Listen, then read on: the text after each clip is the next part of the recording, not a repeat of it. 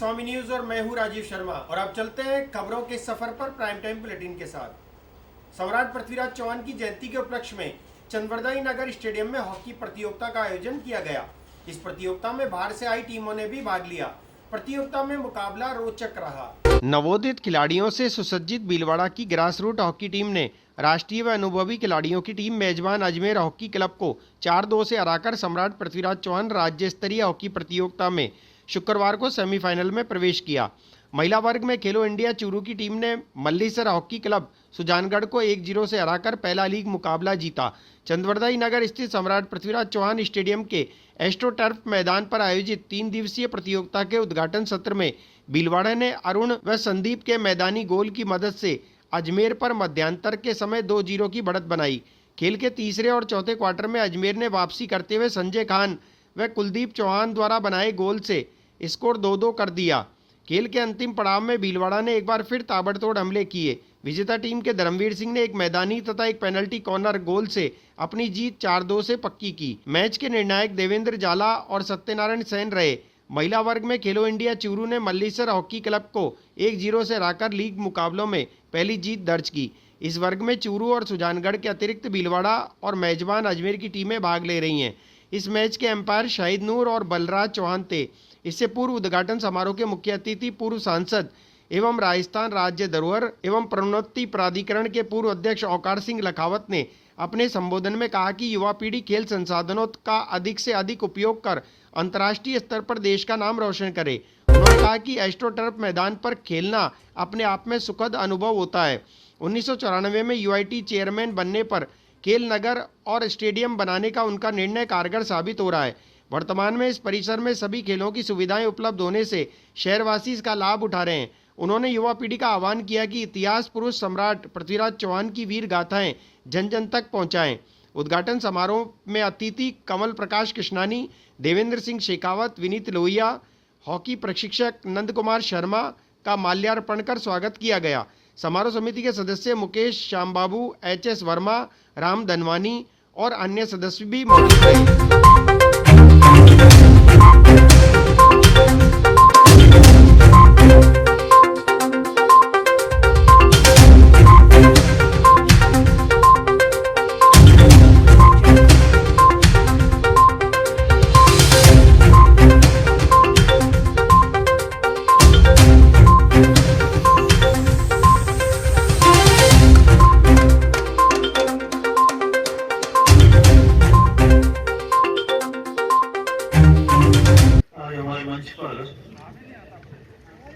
श्री कमल प्रकाश जी श्री पृथ्वीराज चौहान जयंती समारोह समिति के कर्तव्य धरता है। हमारे यहाँ कोई पद पोस्ट तो है नहीं, उसमें प्रमुख कार्यकर्ता कह सकते हैं। सब कार्यकर्ता है, उनमें प्रमुख ही है। जैसे कमल जी यहाँ आने के बाद मुझे पता लगा कि देवेंद्र जी राजनीतिक हॉकी खेलते खेलते वास्तव में हॉकी संघ के भी पदाधिकारी हो गए हैं। तो ऐसे मेरे बहुत स्नेही कार्यकर्ता श्री देवेंद्र जी, नंदू सर खेल के अजमेर में आज एक केंद्र बिंदु हैं, और मेरे बहुत स्नेही मित्र विनीत लोहिया जी, इस सारे आयोजन में मेहनत और परिश्रम करने वाले मुकेश जी, श्याम जी और आप सब खिलाड़ी मित्रों,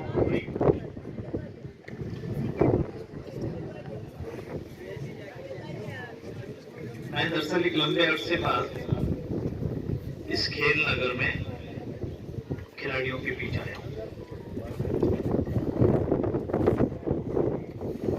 जब हमें कुछ काम करने का मौका मिला, जब यूआईटी का चेयरमैन हुआ करता था किसी जमाने में 94-97, तो मुझे किसी ने पूछा कि आप क्या करना चाहते हैं। तो हमने आधा घंटे में यदि कोई फैसला किया ज्वाइन करने के बाद, तो सबसे पहले पृथ्वीराज चौहान का स्मारक बनाने का फैसला किया। हाँ, पृथ्वीराज का स्मारक कहाँ बनेगा, कैसे बनेगा, हमने जहाँ बनेगा, क्योंकि तारागढ़ जाने की सड़क नहीं थी, रास्ता नहीं था। सड़क निकाल देंगे, पहाड़ को काटना क्या है, आदमी है, पत्थर को पहाड़ को तो काट ही सकते हैं। और तब हम लोगों ने वो तारागढ़ के टॉप से लेकर के ये सड़क नीचे तक बनाई और इसके बीच के अंदर पृथ्वीराज चौहान का स्मारक बना।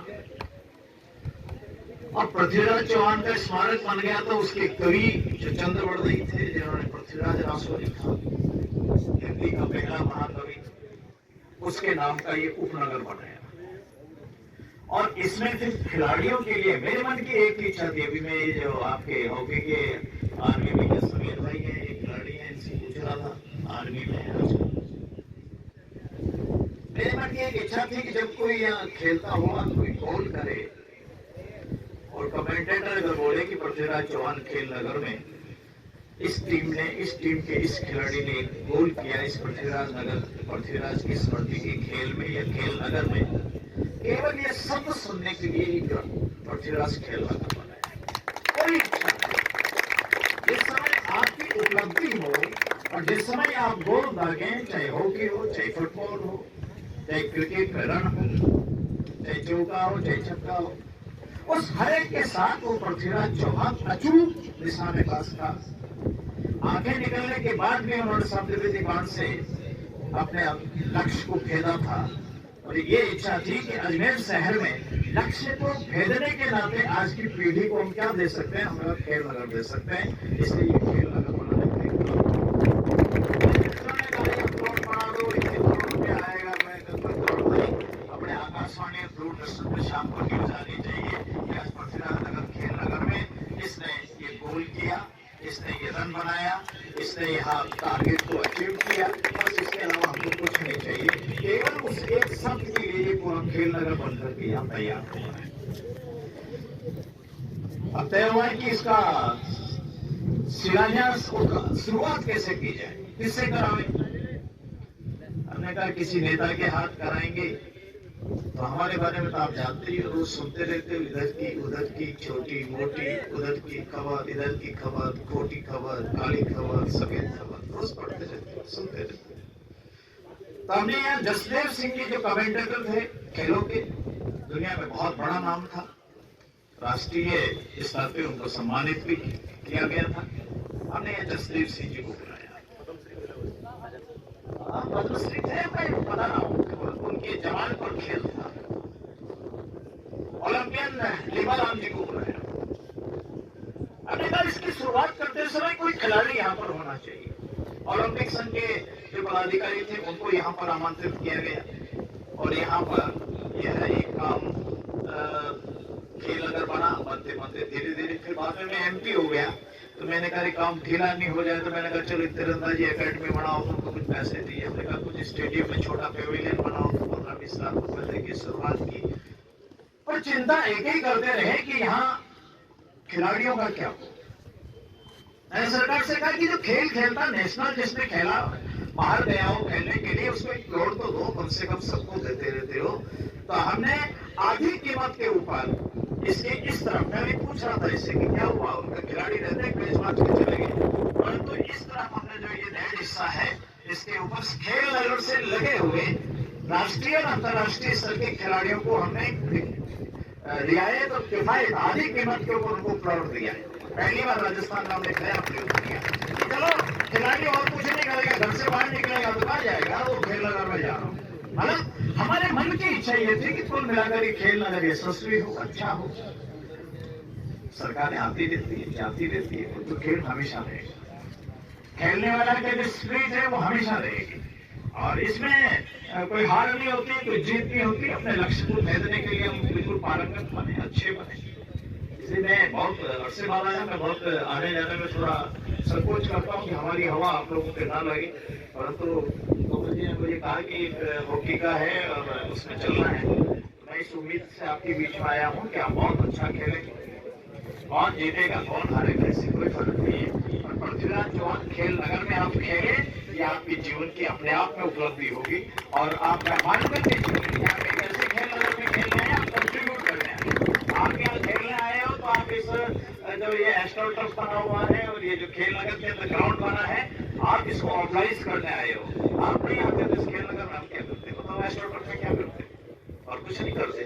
तो आप लोग आए हो, आप लोगों ने इसको याद रखिएगा। जाने के बाद इनको एक मंजू जी इनको एक एक खाली कागज दीजिए सब, और ये अपने खेल नगर के बारे में, इस पूरा खेल नगर, ये तो एक आपका ग्राउंड है, बाकी लंबा चौड़ा ग्राउंड है, यहाँ अकेडमी भी चलती है, हॉल भी है, ऊपर पृथ्वीराज चौहान है, इसकी लोकेशन है। आपको शाम को सोते समय अपनी आंखों से ये ग्राउंड, पहाड़ कैसा लगता है जब चमचमाता होगा, पृथ्वीराज स्मारक भी जरूर देख करके जाइएगा, चारों तरफ के पेड़ कैसे लगते हैं। एक पेज के अंदर अपने सुझाव भी देके जाना, पर इसको आप कैसा अनुभव किया आपने, इसके बारे में एक पेज में सब लिख करके जाएंगे जितने खिलाड़ी आए, और जब लिख के नहीं जाएंगे हम मानो कि आप नहीं आए। मैं ऐसी उम्मीद करता हूँ, आपको बहुत बहुत शुभकामनाएं देता हूँ कि आप अच्छा खेले, खेल की स्पिरिट से खेले, और पृथ्वीराज चौहान के नाम पर आपका गोल अंकित हो, मैं सम्मानित करता हूँ। मुझे बुलाया, बहुत बहुत धन्यवाद। हुए उनका आज हम जन्मदिन मना रहे हैं। उन जन्मदिन के अवसर पर आज ये हॉकी टूर्नामेंट जो हो रहा है, इसके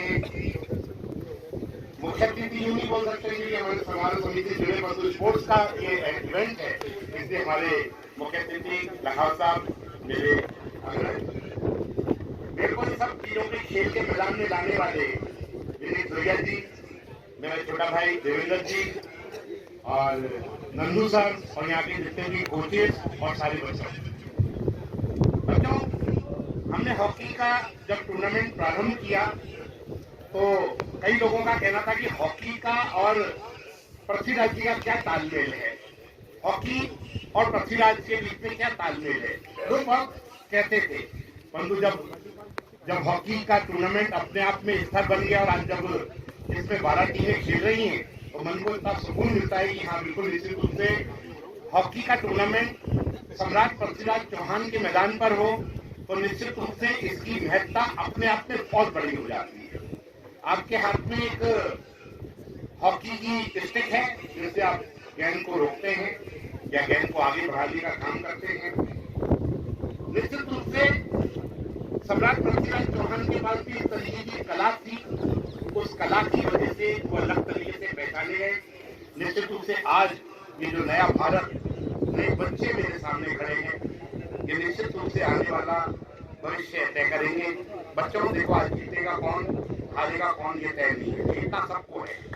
जो जीतते में वो अपने आप को अभिमान न समझे, और जो सेकंड पे आ गए उसको अगली बार कोशिश लगातार करनी है। ये बात आप लगातार सुनते आए, सब जने कहते हैं। हम निश्चित रूप से हमें आगे बढ़ना है और सबको जीतना है। जीतेगा निश्चित रूप से, परसों जब सुबह रिजल्ट आएंगे तो सामने अपने आप टीम में सामने आ जाएगी, परंतु अपनी कोशिश में कोई कमी मत छोड़ना। निश्चित रूप से यदि आपने कोशिश में कोई कमी नहीं छोड़ी, निश्चित रूप से जीतेंगे। आपको लगते देखने में आपने लगता होगा कि सामने वाली टीम हमसे ज्यादा होशियार है, परंतु यहाँ पे चतुराई का खेल है। जितनी आप चतुरता से इसको खेलेंगे निश्चित रूप से जीतेंगे। मैं इतनी कह के अपनी बात को विराम दूंगा, क्योंकि लखाव साहब आए, समय भी हो गया, धूप भी बढ़ गई है, बच्चों को खेलने का समय। मैं इतना ही कह के अपनी वाणी को विराम दूंगा। जय हिंद, जय भारत। सम्राट पृथ्वीराज चौहान के रजत जयंती समारोह में, जो स्मारक है उसके रजत जयंती समारोह के उपलक्ष्य में आज हॉकी टूर्नामेंट के अंदर स्मारक समिति की जो आयोजन समिति है उसके शिल्पकार और मेरे आदरणीय गुरु, मार्गदर्शक, प्रेरक लखाव साहब, दो गुरु यहाँ बैठे हुए। एक तो राजनीतिक रूप से अगर मैं मानूं, राजनीतिक में एथिकल और हर तरीके से गुरु मानूं तो शायद लखाव साहब है, और स्पोर्ट्स गुरु आदरणीय नंद किशोर जी शर्मा साहब, बड़े भाई अमर प्रकाश कृष्णा जी और विनीत जी लोहिया, जो कि मेरे पिताजी के साथ मेरे पिताजी के सहयोगी रहे हुए हैं। ऐसे सभी यहाँ पर मेरे अग्रज खिलाड़ी बंधु। मेरे लिए जीवन में हर प्रकार के अंदर अगर किसी प्रकार की कोई सहर्ष अगर अनुभूति है तो वो ये है कि मैं अजमेर हॉकी का सेक्रेटरी बना, और वो निश्चित तौर पर हमारे बीच में यहाँ पर आप सभी के खिलाड़ियों के जो अग्रज बैठे हैं, नंद किशोर जी, शायद इनकी वजह से ये मौका मुझे मिला। इसके लिए मैं आप सभी का धन्यवाद देता हूँ। बहुत कम शब्दों में सिर्फ इतना सा कहना चाहता हूँ कि बच्चों, आज हमारे पास सौभाग्य की बात है कि आपको पता नहीं होगा शायद, ये पृथ्वीराज स्मारक से लेके इस ग्राउंड की यहाँ तक नहीं, पूरे राजस्थान के अंदर विभिन्न जाति समूह संप्रदाय के यदि इतिहास को अगर किसी ने संजो के रखा है तो वो आदरणीय लखाव साहब ने रखा है। आपके राजस्थान के अंदर 74 ऐसे वीर, मैं नाम भी नहीं ले सकता कि मतलब कौन सी जाति कौन से समाज के, चाहे वो होगा मतलब कौन से ऐसा समाज है जिसके धर्म गुरु को लखाव साहब ने वापस जीवित नहीं किया। और राजस्थान के अंदर आप अगर कहीं पर भी जाएं और ये देखें, पूरे राजस्थान की बात कर रहा हूँ कि कहीं पे भी जाएं और ये देखें कि एक कोई बहुत बड़ा हिस्टोरिक मॉन्यूमेंट है और उस मॉन्यूमेंट के अंदर अगर किसी प्रकार के हिस्टोरिक अचीवमेंट या किसी उस प्रदेश के किसी महान व्यक्ति का अगर वहां पर किसी प्रकार का उल्लेख हुआ हो तो निश्चित तौर पर मान के चलिएगा कि ये लखाव साहब की देन है। और मैं आपको दावे के साथ कह सकता हूँ कि हमने पता नहीं 856 साल के अंदर 856वीं जयंती पृथ्वीराज चौहान साहब की मना रहे हैं, मुझे नहीं पता, लेकिन मेरे जीवन काल में मैंने शायद पृथ्वीराज चौहान साहब को नहीं देखा, लेकिन पृथ्वीराज चौहान साहब के जो त्याग तपस्या और बलिदान की जो भावना थी उनको जीवन पर्यंत रूप से अगर देखा है तो लखाव साहब को देखा है कि जीवन में इतने संघर्ष करने के बाद भी, मतलब काजल की कोठरी में रहने के बाद भी अगर बेदाग कोई निकले तो हमारे लखाव साहब हैं और ये निश्चित तौर पर प्रेरणा के स्रोत है। मैं आप सभी से निवेदन करना चाहता हूँ कि हमारे बीच में आज जो आशीर्वचन देने के लिए हमारे बड़े भाई साहब बैठे हैं, ये ऐसे व्यक्तित्व के धनी है जो जैसे कहते हैं ना मरकर अमर होने वाले। जीवित रूप से अगर कोई अमर है तो निश्चित तौर पर राजस्थान के अंदर हमारे अपार सिंह लखाव साहब हैं, जिन्होंने अपना धर्म निभाते हुए इस समाज के विभिन्न वर्गों को साथ लेकर राष्ट्रीयता का भाव जागृत कर अगर प्रहलाद पृथ्वीराज चौहान से चालू हुए तो शायद राजस्थान के धौल में नाम नहीं याद कर सकता, लेकिन चाहे आपके चूरू हो, चाहे सीकर हो, चाहे मेड़ता हो, चाहे उदयपुर हो, चाहे चित्तौड़ हो, चाहे झालावाड़ हो, चाहे धौलपुर हो, मतलब कहाँ ऐसी कौन सी जगह नहीं है जहाँ पे लखाव साहब का किया हुआ काम उपस्थित नहीं है। और आप सबको एक बार सौभाग्य होना चाहिए कि ऐसे महान विभूति के साथ हम लोग आज यहाँ पर रूबरू हो रहे हैं। मैं आप एक बार पुनः धन्यवाद देता हूँ और विनीत जी का सबका धन्यवाद देता हूँ। मैं बोलने के लिए शब्द बहुत सारे हैं लेकिन भाई साहब के सामने कुछ बोल नहीं सकता, इतना ही कह सकता हूँ कि आपका आशीर्वाद सदैव हमारे पर बना रहे। धन्यवाद। जय हिंद, जय भारत। सम्राट पृथ्वीराज चौहान जयंती के अवसर पर चंद्रवदाई नगर के इस एस्ट्रोटर्फ मैदान पर 3 दिवसीय हॉकी प्रतियोगिता का आयोजन प्रारंभ किया गया है। उद्घाटन समारोह के मुख्य अतिथि श्रीमान अपार सिंह जी लखावत साहब, जो हमारे पूर्व यूएटी चेयरमैन और पूर्व सांसद रहे हैं, उन्होंने इस प्रतियोगिता का उद्घाटन किया। इस प्रतियोगिता में 8 टीमें पुरुष वर्ग में और 4 टीमें महिला वर्ग में भाग ले रही हैं। वो न सिर्फ अजमेर से बल्कि पूरे राजस्थान भर से टीमें इस प्रतियोगिता में भाग लेने के लिए आई हैं। ये पहला अवसर है जब 2 वर्ष की महामारी के बाद खिलाड़ी एक अच्छे मैदान पर, अंतर्राष्ट्रीय स्तर के मैदान पर इस तरह की प्रतियोगिता में भाग लेने के लिए आए हैं। हमने प्रारंभ में ये प्रयास किया था कि 4 टीमें या 6 टीमों का एक टूर्नामेंट कराएं, लेकिन बच्चों के और खिलाड़ियों के अनुरोध पर, उनके उत्साह के बाद हमें ये प्रतियोगिता 2 दिन की जगह 3 दिन के लिए स्थगित बढ़ानी पड़ी है। और उनके उत्साह को देखते हुए लगता है ये प्रतियोगिता आने वाले समय में अब अखिल भारतीय स्तर का भाग लेगी, बनेगी। इन्हीं शुभकामनाओं के साथ हम नगरवासियों से, शहरवासियों से सबसे अनुरोध करते हैं कि ये जो राज्य भर से युवा पीढ़ी, चाहे वो छात्रा वर्ग में हो चाहे वह पुरुष वर्ग में हो, चलने आए हैं, उन्हें देखने के लिए ज़रूर आएँ, उनका उत्साह बढ़ाएं और सम्राट पृथ्वीराज चौहान जयंती को सफल बनाएं। यहाँ स्मारक है पास में ही, वो स्मारक को देखने जाएं, तभी हमारा ये आयोजन सफल होगा। शुभकामनाएं। आदर्श नगर थाना क्षेत्र में महिला को अपनी बातों के जाल में फंसाकर 3 दोस्तों द्वारा महिला के साथ गैंगरेप करने का मामला सामने आया। इस संबंध में आदर्श नगर थाना पुलिस ने मुकदमा दर्ज कर जांच शुरू कर दी है। ये बताया कि अमुक जो 3 व्यक्ति हैं उनमें से एक व्यक्ति ने उसके साथ में 2 बार रेप अटेम्प्ट किया है और जो दोस्त के साथ में जो सहयोगी हैं वो उसका सहयोग करते हैं उस महिला को बुलाने में। आदर्श नगर थाने पर पीड़ित महिला ने पति के साथ उपस्थित होकर 3 व्यक्तियों के खिलाफ गैंगरेप का मामला दर्ज कराया। इस संबंध में आरपीएस राजेंद्र कुमार ने जानकारी देते हुए बताया कि पीड़िता के साथ एक युवक द्वारा 2 बार रेप किया गया था। साथ ही 2 अन्य आरोपी इस मामले में आरोपी को सहयोग कर रहे थे। इस संबंध में पुलिस ने मामला दर्ज कर अनुसंधान शुरू कर दिया है।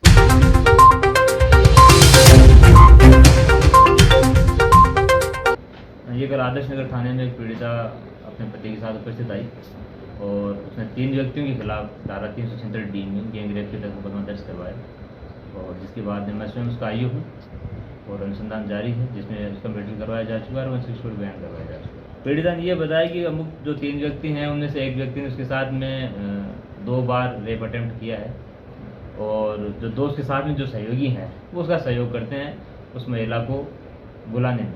तो ऐसे करके उन 3 व्यक्तियों के खिलाफ ये रिपोर्ट दीपक और जगदीश और जावेद नाम इन तीनों ने बताया। ये यही स्थानीय हैं, आदर्श नगर थाना क्षेत्र की तीनों युवक हैं। हाँ, महिला के शरीर पे चोटें भी हैं जिसमें उसका अलग से मेडिकल करवाया गया, महिला मारपीट की गई जिसके साथ में वो मारपीट का अलग से मेडिकल करवाया गया महिला का। और नसीराबाद की पालिका अध्यक्ष शारदा गोमा मित्तलवाल के खिलाफ सभी पार्षदों ने अविश्वास प्रस्ताव को लेकर जिला कलेक्टर को ज्ञापन सौंपा। नगर पालिका क्षेत्र के अंदर विकास 1% भी नहीं हुआ है।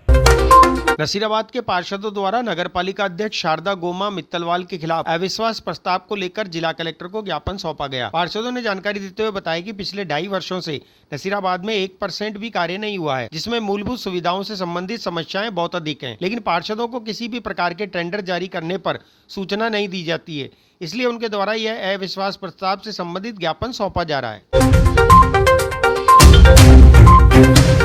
आज हम नगर पालिका नसीराबाद के सभी पार्षदगण जिला कलेक्टर महोदय को नसीराबाद नगर पालिका अध्यक्षा शारदा गोमा मित्तलवाल के विरुद्ध अविश्वास प्रस्ताव का ज्ञापन लेके आए हैं और अभी हम ये ज्ञापन देने जा रहे हैं। नगर पालिका क्षेत्र के अंदर विकास 1% भी नहीं हुआ है, धरातल पे कोई काम नहीं हुआ है। 2.5 साल से साधारण सभा नहीं हुई है, किसी भी तरह के टेंडर जो जारी होते हैं पार्षदों को किसी तरह की सूचना नहीं दी जाती है।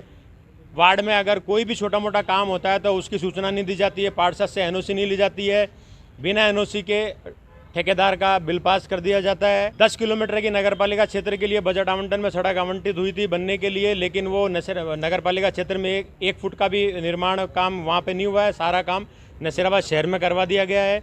हमने उससे संबंधित जो काम हुआ है वो भी निम्न गुणवत्ता का हुआ है, उसकी शिकायत हम सब लोगों ने उसकी यहाँ जिला कलेक्टर साहब को और एसडीएम साहब को भी दी थी और वहाँ जो सार्वजनिक निर्माण विभाग के एएन साहब है उनको भी दी थी।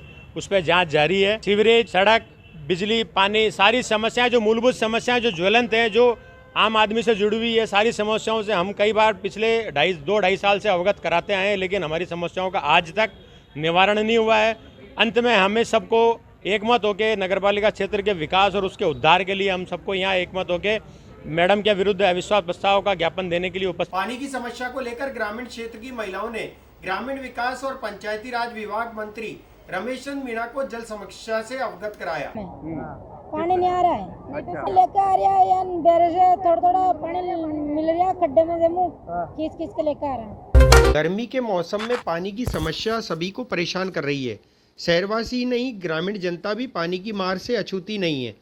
श्रीनगर पंचायत समिति के गांव में भी ग्रामीणों को पानी नहीं मिल रहा, बड़ी दूर से जाकर उन्हें पानी लाना पड़ता है। कुएं के पानी लेते हैं तो उसका भी जल स्तर इतना नहीं कि पर्याप्त मात्रा में पानी मिल सके।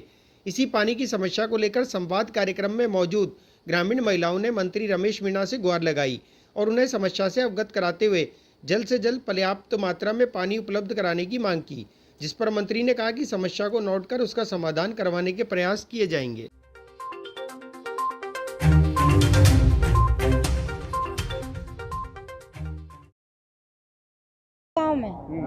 पानी नहीं आ रहा है, लेकर आ रहा है या बैरेज से थोड़ा पानी मिल रहा है, खड्डे में से मुँह खींच के लेकर आ रहा है। अभी नहीं है, कहीं भी व्यवस्था नहीं है भी गाँव में, नहीं पूछ पा रहा है, न तो पानी पूछ पा रहा है, न पानी की समस्या इतनी शॉर्ट आ रही है ज्यादा, नल का कनेक्शन भी नहीं है। कुछ तो है, 1 महीना है कि मुँह बंद कर मिलिए, बिल्कुल भी नहीं आ रहा है। ग्रामीण विकास और पंचायती राज विभाग मंत्री रमेश चंद्र मीणा अजमेर पहुंचे। उन्होंने राजीविका समूह संबल संवाद कार्यक्रम में शिरकत की और समूह की महिलाओं द्वारा बनाए गए उत्पादों की प्रदर्शनी का अवलोकन किया।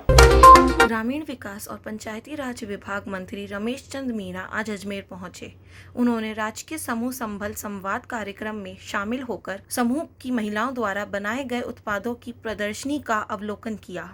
इस दौरान मंत्री ने महिलाओं के उत्पादों को सराहा और उनका हौसला बढ़ाया। इस दौरान राजीविका मिशन की ओर से गठित स्वयं सहायता समूह के सदस्यों ने मिशन की ओर से प्राप्त किए गए लाभ और अनुभवों को साझा किया। महिलाओं ने कहा कि राजीविका ने उनका जीवन बदल दिया है। अब पैसों के लिए किसी के आगे हाथ नहीं फैलाना पड़ता। हम ये चाहते हैं कि गरीब महिलाएं इस राजीविका से जुड़ें और माननीय मुख्यमंत्री के दिशा निर्देश अनुसार कि कोई भी गरीब महिला है वो इस सिस्टम से जुड़े, वो लोनिंग की व्यवस्था को समझें, अपना काम धंधा करें, उसकी आर्थिक स्थिति में इजाफा हो। तो आर्थिक स्थिति में इजाफा होगा तो प्रदेश भी एक आगे बढ़ेगा, क्योंकि हम कह सकते हैं कि जहाँ पर महिलाओं की साक्षरता दर अच्छी होगी, वहाँ की जनता खुशी होगी, तो वो देश हो प्रदेश हो आगे बढ़ता है। तो इसी कड़ी में हम चाहते हैं कि हमारी महिलाएं आगे बढ़ें, गरीब जुड़ें, काम धंधा करें और उनकी सोर्स ऑफ इनकम ऐसी हो कि वो कम से कम साल में 1 लाख रुपए महीने कमाएं, गृहस्थी को चलाएं, अपने बच्चों को पढ़ाएं, मकान बनाएं, शादी ब्याह करें, तो किसी पे डिपेंड नहीं रहें, क्योंकि गरीब महिलाएं उनका सोर्स नहीं है, कहाँ कैसे पैसे मिलेगा नहीं मिलेगा। तो सरकार ने तय किया है कि ज़्यादा से ज़्यादा बैंकों मतलब जो महिलाओं का एक सिस्टम अलग से बैंक हो, तो माननीय मुख्यमंत्री जी ने 50 करोड़ रुपए की व्यवस्था की है, जिसके माध्यम से बैंक की स्थापना होगी। धीरे धीरे हम इसका जो फंड है, आपका रिवॉल्विंग फंड है, कम्युनिटी फंड है और कुछ बैंक के इस तरह हमारे पास करीब 900 करोड़ का एक सिस्टम कलेक्ट हो जाएगा। उसके माध्यम से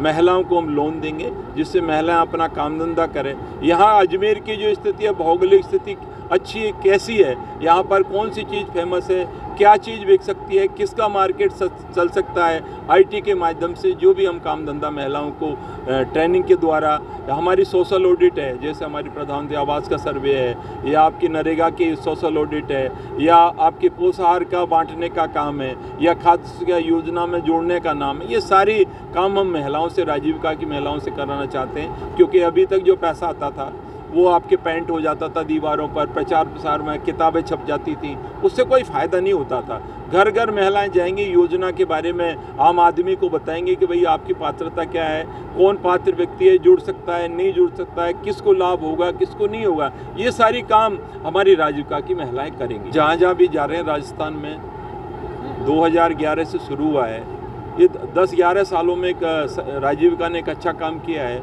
आज पूरे राजस्थान में 30 लाख महिलाएं जुड़ी हुई हैं। हमारे 254 के करीब क्लस्टर हैं CLF, तो अच्छा काम हो रहा है। हम चाहते हैं कि इस टर्म में 10 लाख महिलाओं को हम जोड़ें और उनको ज़्यादा से ज़्यादा लोनिंग करवाएं, और सरकार की तरफ से जो भी हमारे विभाग हैं उनके माध्यम से प्रचार प्रसार है या अन्य काम जो महिलाएं कर सकती हैं, उनको ज़्यादा से ज़्यादा प्रॉफिट हो, ये हम काम।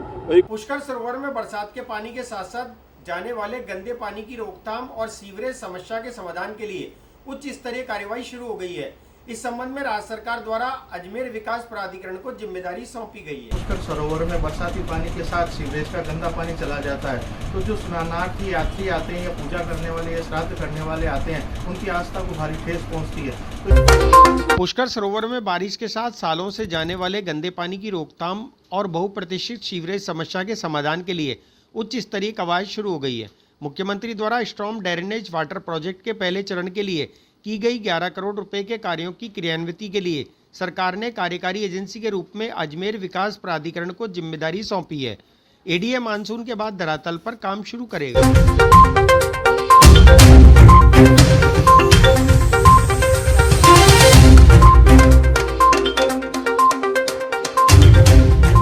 पुष्कर सरोवर आदि अनादि सरोवर है, जहाँ श्रद्धालु आस्था की डुबकी लगाने के लिए आते हैं, तो लेकिन उन्हें दुख होता है कि पुष्कर सरोवर में बरसाती पानी के साथ सीवरेज का गंदा पानी चला जाता है। तो जो स्नानार्थी यात्री आते हैं या पूजा करने वाले या श्राद्ध करने वाले आते हैं, उनकी आस्था को भारी ठेस पहुंचती है। तो ये जो समस्या वर्षों से बनी हुई है, इसके लिए समय समय पर यहाँ के तीर्थ पुरोहितों ने, सामाजिक कार्यकर्ताओं ने और जननेताओं ने मांगे उठाई है, पर लेकिन इसे गंभीरता से लिया। पिछले दिनों हमारे जैसे कार्यकर्ता और पूर्व शिक्षा राज्य मंत्री नसीम अख्तर इंसाफ जी ने कि माननीय मुख्यमंत्री जी अशोक गहलोत जी से व्यक्ति से भेंट करके पुष्कर सरोवर में गंदा पानी नहीं जाए और स्ट्रॉम वाटर, ड्रेनेज वाटर के लिए एक अलग से योजना बने। तो इसके लिए अजमेर विकास प्राधिकरण ने लगभग 50 करोड़ की योजना बनाई।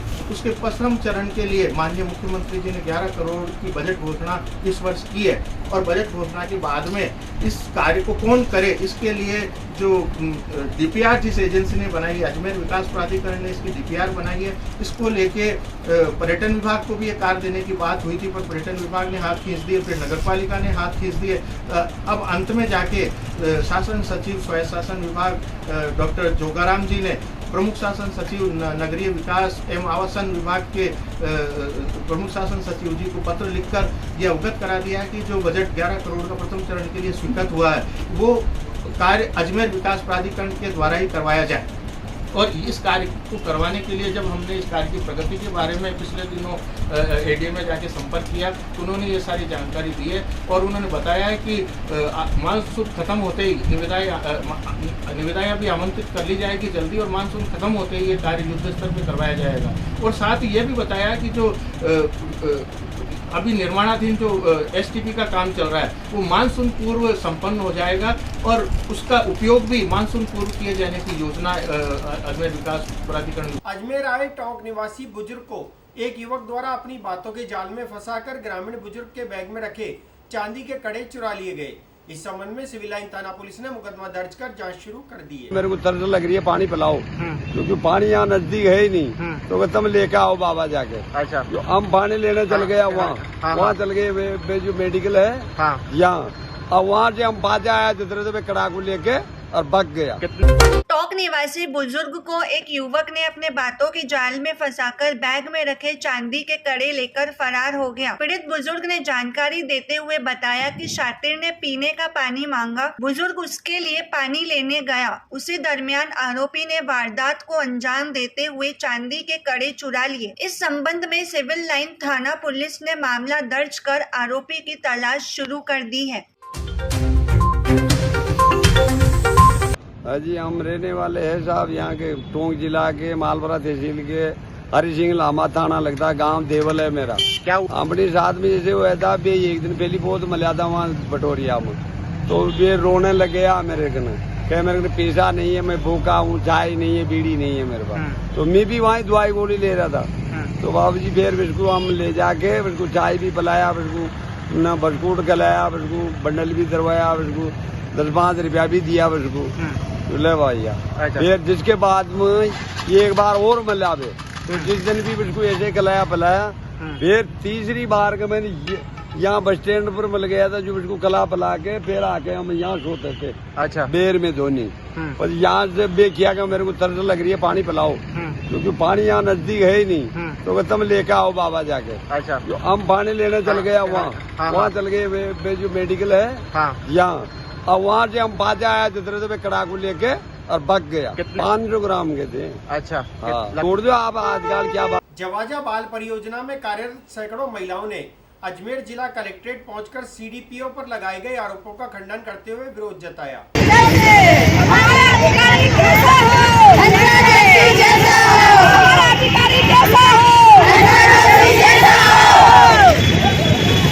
जवाजा बाल परियोजना में कार्यरत करीब 150 महिलाओं ने अजमेर जिला कलेक्ट्रेट पहुंचकर सीडीपीओ पर लगाए गए आरोपों का विरोध जताया।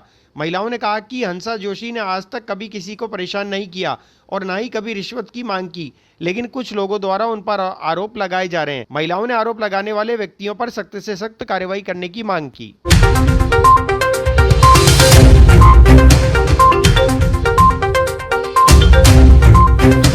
सीडीपी मैडम के लिए ये मतलब गलत आरोप लगाया, उस आरोप के चक्कर में हम यहाँ आए हैं। आरोप लगाए झूठे रिश्वतखोरी के लिए, और इतनी महिलाएं हमारे है तो किसी से भी उन्होंने रिश्वत नहीं ली, कभी किसी को उन्होंने कहा कि हमारे को माइंडली टॉर्चर किया, लेकिन उस महिला ने कभी माइंडली टॉर्चर उन्होंने को नहीं किया।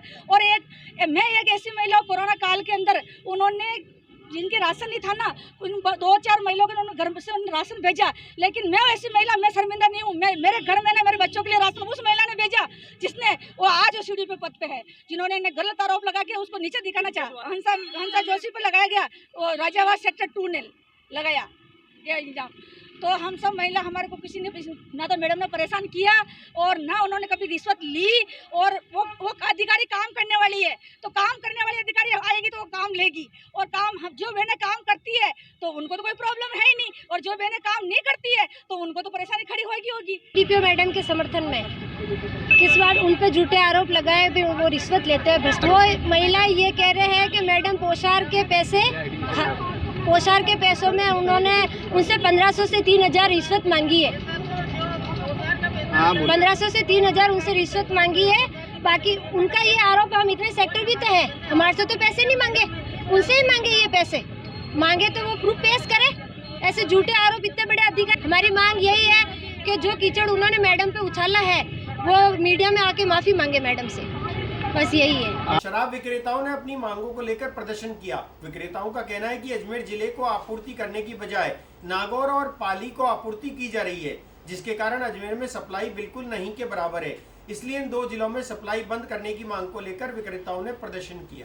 पाली बंद करो, नागौर पाली बंद करो। शराब विक्रेताओं ने अपनी मांगों को लेकर विरोध जताते हुए प्रदर्शन किया। विक्रेताओं ने कहा कि RSBCL के डिपो से पाली और नागौर को सप्लाई दी जा रही है, जिसके कारण अजमेर में प्रोडक्ट की भारी किल्लत है। इसलिए अजमेर की पूर्ति के लिए नागौर और पाली की बिलिंग को रोका जाए। हम इसलिए इकट्ठे हुए हैं कि हमारे यहाँ अजमेर ज़िले से 30% जो बियर जो कटती है, अंग्रेजी जो कटती है, वो नागौर और पाली को दी जाती है, वो बंद कर दी जाए। क्योंकि यहाँ अजमेर वालों को भी बियर नहीं मिलती है। कल की ये मतलब मेरे पास 4 दुकानें हैं, 4 दुकानों में से एक भी बियर की पेटी हमें नहीं मिली और हमारी दुकानों पर एक भी बियर नहीं है। और इस तरह चलते हुए हम कैसे गारंटी पूरी करेंगे, कैसे हम पैसा चुकाएंगे? इतनी महंगी हमने दुकानें ली है। और नागौर और पाली की दुकानों की जो यहाँ से जो बिलिंग होती है वो बंद की जाए और यहाँ का जो अजमेर के जो मतलब जो दुकानें हैं उनको ही मतलब यहाँ से दारू सप्लाई की जाए, अंग्रेजी बियर सब यहाँ से दी जाए। नागौर और पाली की बिलिंग बंद की जाए। पूर्ति बराबर नहीं हो रही तो नागौर और पाली की पूर्ति कैसे बराबर करेंगे? नागौर और पाली की बिलिंग बंद की जाए, जबकि अजमेर डिस्ट्रिक्ट की पूर्ति नहीं हो पा रही है बियर के लिए। नागौर और पाली को बियर क्यों दी जा रही है? 100% सर, 100% है सर, 100% सर। दुकान हालत खराब हो रही है, हमारे को माल नहीं मिला, कल डिमांड लगी हुई थी। लंबे समय से अपनी मांगों को लेकर प्रदर्शन कर रहे वरिष्ठ अध्यापक भर्ती परीक्षा के अभ्यर्थियों ने आज कटोरा हाथ में लेकर सड़क के किनारे भीख मांगकर सरकार का ध्यान अपनी ओर आकर्षित किया। आज हमारा ये भीख मांगकर हम RPSC से ये कहते हैं कि हमारी भर्ती को पूरा कीजिए। वरिष्ठ अध्यापक भर्ती परीक्षा 2016 के अभ्यर्थियों द्वारा लगातार विरोध प्रदर्शन जारी है। इसी क्रम में आज अभ्यर्थियों ने RPSC के बाहर सड़क पर बैठकर हाथों में कटोरा लेकर अनोखा प्रदर्शन किया। अभ्यर्थियों द्वारा पिछले कई महीनों से भी रिसफल परिणाम और प्रतीक्षा सूची जारी करने की मांग की जा रही है।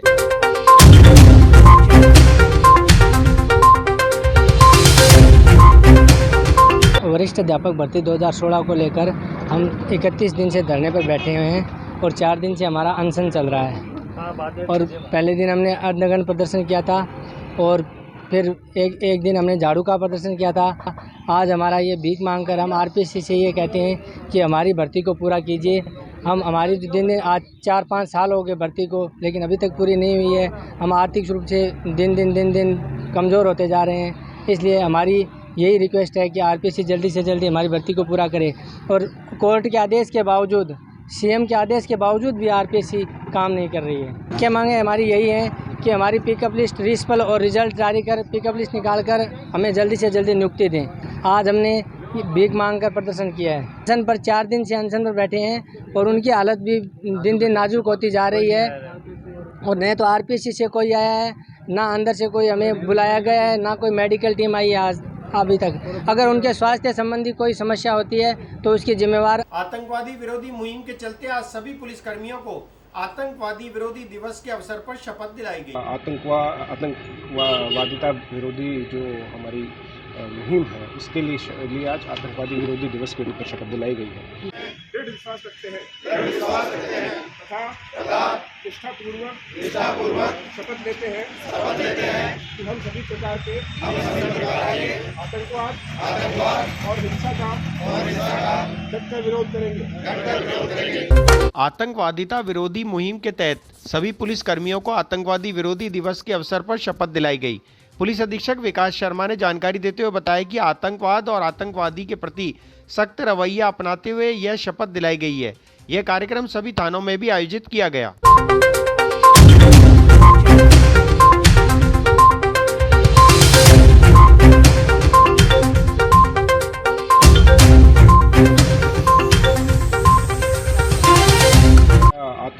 आतंकवादिता विरोधी जो हमारी मुहिम है उसके लिए आज आतंकवादी विरोधी दिवस के रूप में शपथ दिलाई गई है। इसमें माननीय प्रधानमंत्री राजीव गांधी जी के असैसिनेशन जो हुआ था उसके पीछे इस चीज़ को मनाया जाता है कि आतंकवाद और आतंकवादी से के लिए हमें बिल्कुल सतर्क रहना है और स्ट्रिक्ट रहना है, उसकी शपथ दिलवाई गई। इसमें सभी जगह पे और सभी थानों को भी निर्देशित किया गया है कि वो भी इसको दिलवाएं। फिलहाल बुलेटिन में इतना ही। मुझे दीजिए इजाजत। हमारे फेसबुक पेज को लाइक करें, शेयर करें, फॉलो करें, इंस्टाग्राम को फॉलो जरूर करें, यूट्यूब चैनल को सब्सक्राइब करें, लाइक करें, बेल आइकन का बटन दबाना ना भूलें। देखते रहें स्वामी न्यूज़। जय हिंद, जय भारत।